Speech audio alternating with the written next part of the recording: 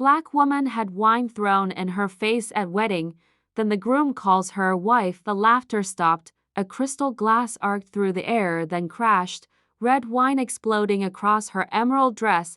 Cassandra stood frozen, humiliated. All eyes locked on her, but not a single hand reached out.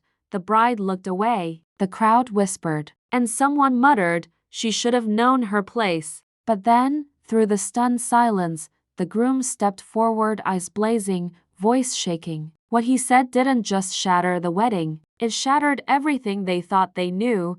This is the story of a woman erased until the groom called her wife. Welcome story lovers, drop your city in the comments and hit like if you're watching. Cassandra Williams had always carried herself with quiet grace. A Harvard-educated architect, she was admired not only for her brilliance, but also for her beauty. Life had not been easy. Being a black woman in a white-dominated field came with silent battles, but today wasn't about that.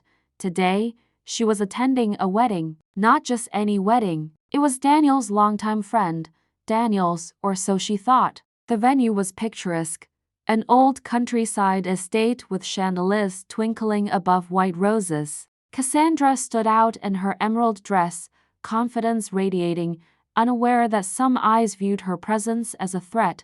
She smiled, chatting politely, sipping champagne, blending in until a tight-lipped bridesmaid muttered, she's close to the groom. A hush turned into stares.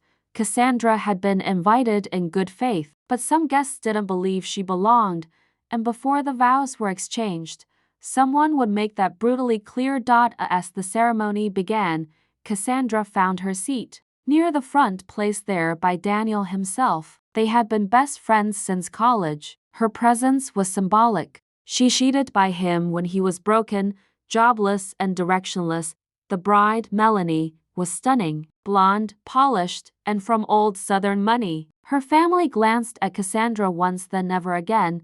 During the reception, Cassandra made an effort to blend in, but the glares became harder to ignore. One bridesmaid brushed past and hissed, "You people always try to steal the spotlight." His chest tightened. She tried to laugh it off. Daniel found her later, smiled warmly, and introduced her to guests as one of the most important people in my life.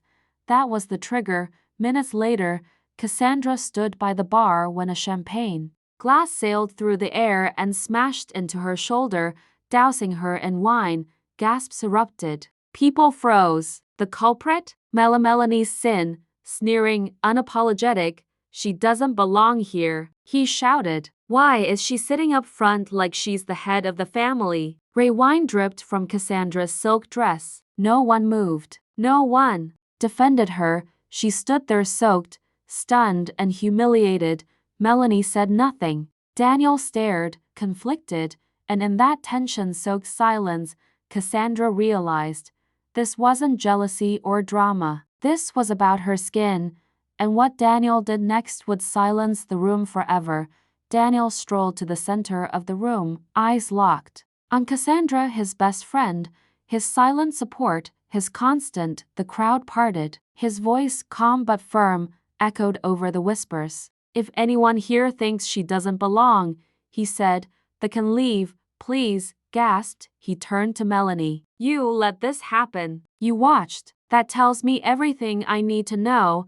Then he turned back to Cassandra, trembling but standing tall. I should have done this years ago. He dropped to one knee. Cassandra, you've always been the one. Will you marry me? CAC ricocheted through the room. Melanie collapsed into a chair. Cassandra, wine-soaked and breathless, couldn't take it, but the look in her eyes said everything.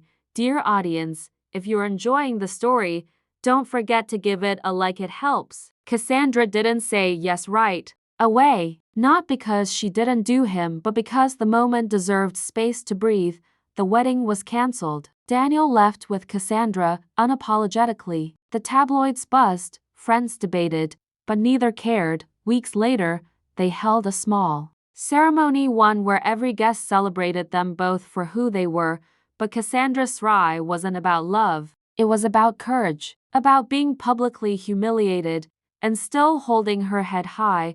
She never let someone else's judgment define her worth, and Danielsis wasn't romantic, it was a stand against the quiet racism embedded in smiles, silence, and stained traditions. So we ask you, how many times will we let hate hide in plain sight before we speak up? Thanks for watching. Subscribe to our channel for more powerful stories and new videos. Take care.